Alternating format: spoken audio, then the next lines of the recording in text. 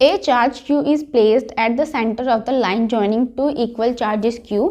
एक charge Q है जिसको प्लेस किया गया है एट द सेंटर पे, जिसमें दो इक्वल चार्जेस लाइन जॉइनिंग कर रहे हैं। इधर है Q, इधर Q, सेंटर में ये वाला स्मॉल q। क्या बोला है? इस a charge Q is placed at the centre of the line joining. A charge Q को प्लेस किया गया at the centre of the line joining two equal charges Q। The system of the three charges will be in equilibrium if Q is equal to. हमें बताना है कि ये जो system है इक्विलिब्रियम में होगा जब Q इक्वल होगा किसके? ऑप्शन से ये बताना है।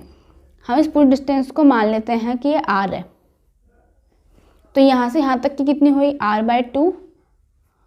जो बाकी रिमेनिंग है वो भी r/2 हो जाएगी। अब हम क्या करेंगे, जो हमारा फॉर्मूला होता है फोर्स का इसमें, जैसे कि इसकी वजह से इस पर फोर्स जो लग रहा है K/Q और ये क्या है r/2 का स्क्वायर, एंड प्लस में इसकी वजह से इस पर क्या फोर्स लगेगी K/2Q है यहाँ पे और r², क्योंकि हम यहाँ की वैल्यू r/2 लेंगे, पूरे की r लेंगे। अब क्या करना है, इनको इक्वल 0 हो गया, इसका स्क्वायर करेंगे, ये आएगा 4 जो ऊपर चले जाएगा 4 मल्टीप्लाई में। अब क्या करना है, इसको इक्वल लेके जाएंगे, इक्वल के उधर ये उधर जाकर जाएगा माइनस में,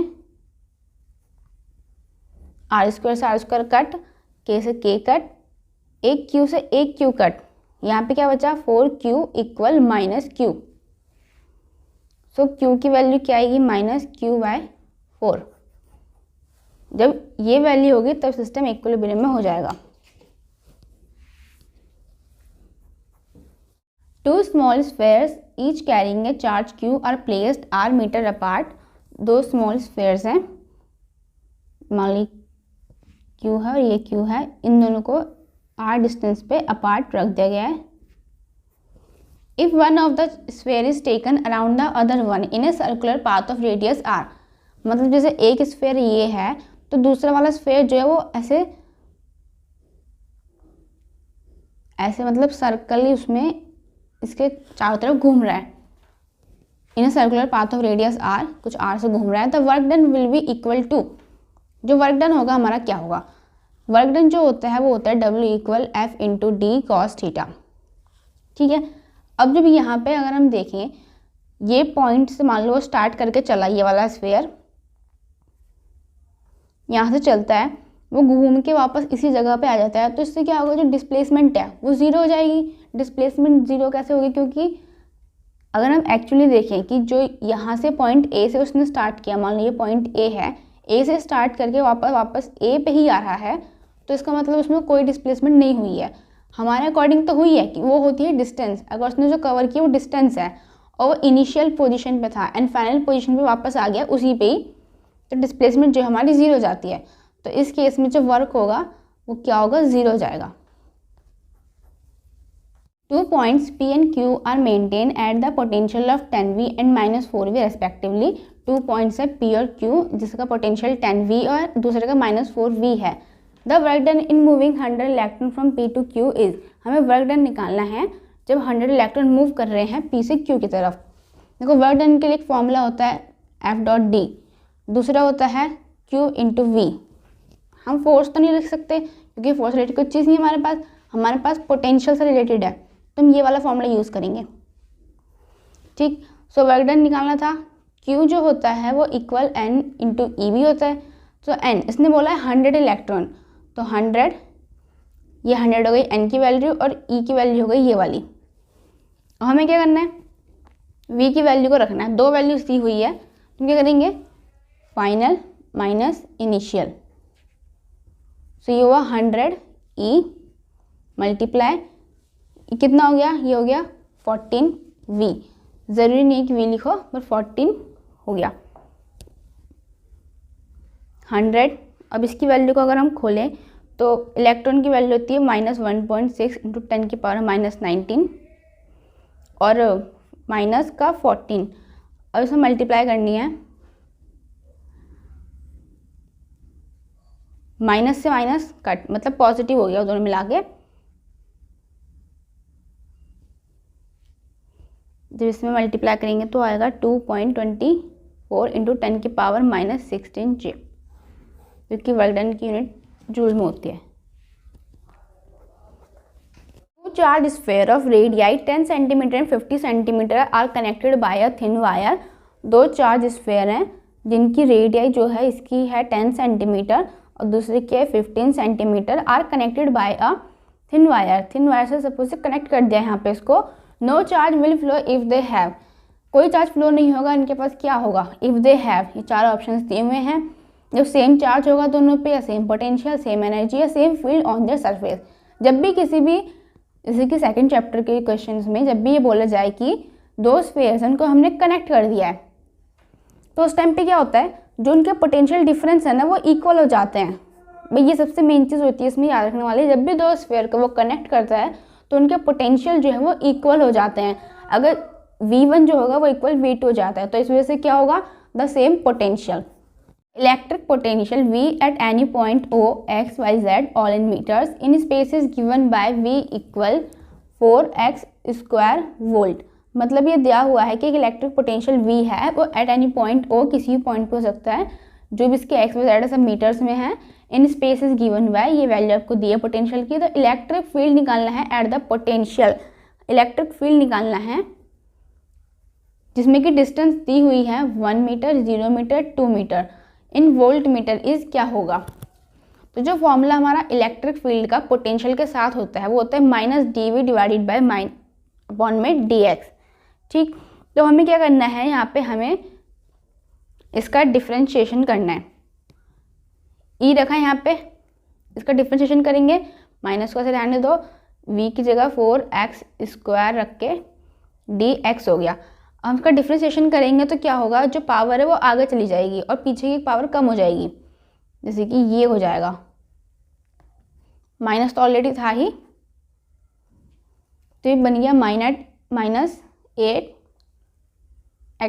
2 - 1 तो 1 हो गया, सो -8x हो गया।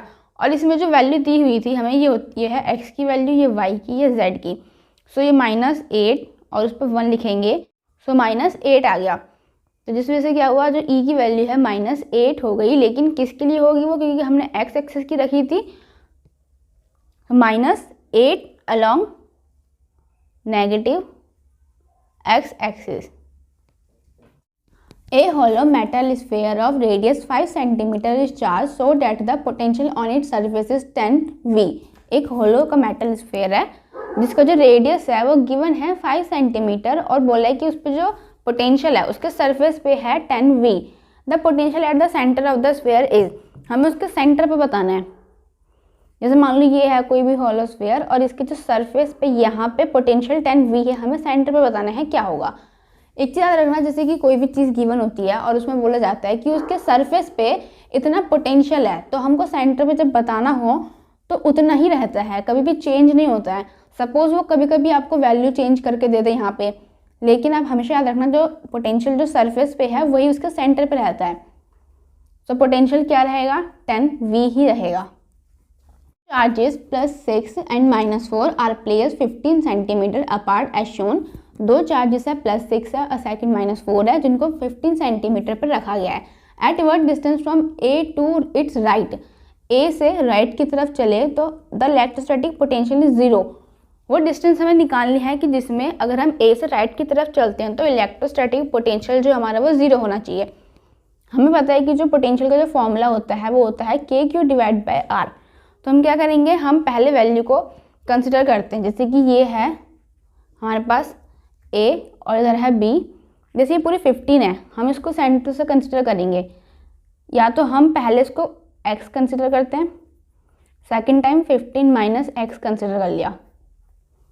ठीक है, हमने पहले ये कंसिडर किया, तो हम क्या करेंगे, वैल्यूज़ को रखेंगे के Q1 जो है हमारे पास वो है 6 × 10 की पावर -6 और अपॉन में ये वाली वैल्यू हमने रखी है पहले इसके लिए, मान लो इसको C पॉइंट किया, पहले हम AC लेंगे और C B का लेंगे, तो नीचे आया x प्लस में K -4 × 10 की पावर -6 और इसकी वैल्यू रखी हमने 15 - x।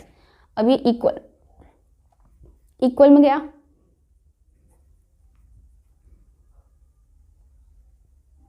ये इक्वल में चले गया तो इसको जो माइनस था वो जाकर पॉजिटिव हो गया, इसको रखा 15 माइनस एक्स, इससे ये कट हो गया। अब यहाँ पे क्या बचा 6 divided by x for 15 minus x, 2 के टेबल से कट किया तो ये हुआ 45, इससे इसकी मल्टीप्लाई इससे इसकी, तो 3 मल्टीप्लाई 15 45 माइनस 3 मल्टीप्लाई एक्स, ये उधर गया 2x, ये हुआ 2x प्लस 3x,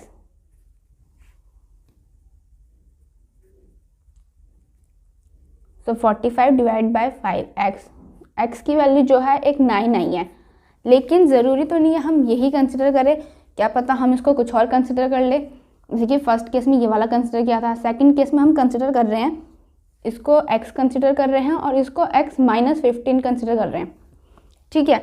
वही सेम, इतना प्रोसेस तो सेम है। यहाँ से वैल्यू पुट कर रही हूँ मैं, जैसे कि 6x equal 4x minus 15, 3 time 2 times 3x minus 45 equal 2x, 3x minus 2x, ये हो गया x 45।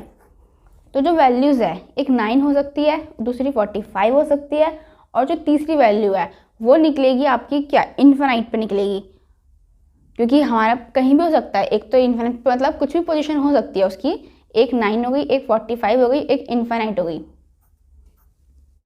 Figure shows the electric lines of force emerging from A charge body.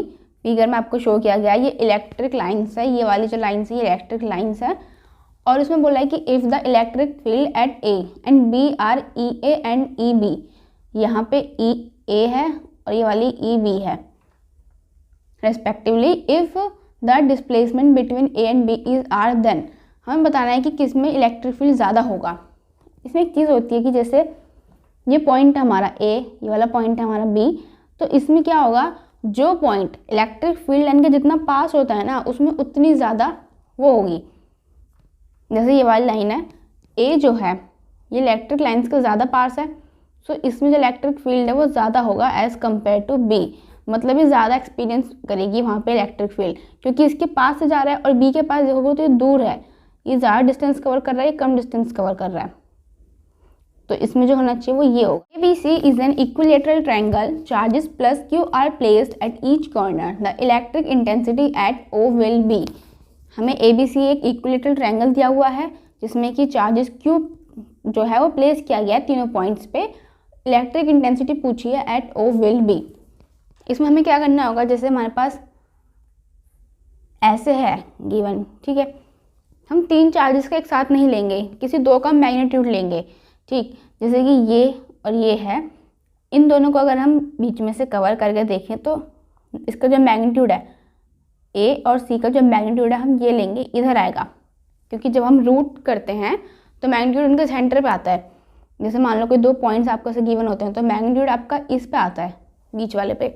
तो अब जैसे हम देखते हैं इसको क्या करना है, हम इसका मैग्नीट्यूड निकालेंगे, a square plus c square plus 2ac cos theta. अब क्या करना है यहाँ पे, जैसे कि इसका एंगल 6, ये तीनों का एंगल जो होंगे वो 60 60 60 होंगे, ठीक है, तो ये दोनों मिला के क्या हुए 120। ये जो a है और ये जो c है ये चार्जेस है, दोनों के चार्जेस क्या है हमारे पास सेम है, 2q इंटू क्यू और cos 120। 120 की cos 120 की वैल्यू होती है -12, तो जिस वजह से क्या होगा, ये दोनों हो गए 2q स्क्वायर मल्टीप्लाई में -12 हो गए, यहाँ पे हाफ से हाफ हमने कट कर दिया। अब यहाँ पे क्या बचा, यहाँ बचा 2q स्क्वायर और माइनस में q स्क्वायर, क्योंकि ये माइनस की मल्टीप्लाई हो गई इसमें, तो 2q स्क्वायर में से माइनस q स्क्वायर गया तो क्या बचा, q स्क्वायर गया और इक्वल में q ही आया। अब ये दोनों चीज़ें जो हैं, मतलब यहाँ पे चार्ज q है और यहाँ पर भी चार्ज आपका q ही आया है, तो ये जो चीज़ें अपोजिट चली गई है, अपोजिट जाने की वजह से क्या होंगे, इसका अलग डायरेक्शन में जा रहा है, इसका अलग डायरेक्शन में जा रहा है, जिस वजह से इसका ऊपर लग रहा है इसका नीचे लग रहा है, जिस वजह से क्या होगा, ये कैंसिल कर देंगे एक दूसरे के इफेक्ट को। तो जिस वजह से सेंटर पे जो इक्विलेटरल ट्रायंगल होते हैं उनके सेंटर पे जो इलेक्ट्रिक इंटेंसिटी होती है वो 0 हो जाती है। Metallic sphere of radii 1 cm and 3 cm are given charges two metal है स्फेयर के जिनकी रेडियस है, एक की 1 सेंटीमीटर है और दूसरे वाले की गिवन है 3 सेंटीमीटर, जिनके चार्जेस भी गिवन है। Q1 जो है वो 1 × 10⁻²c है, Q2 की जो वैल्यू है 5 × 10⁻²c ही है।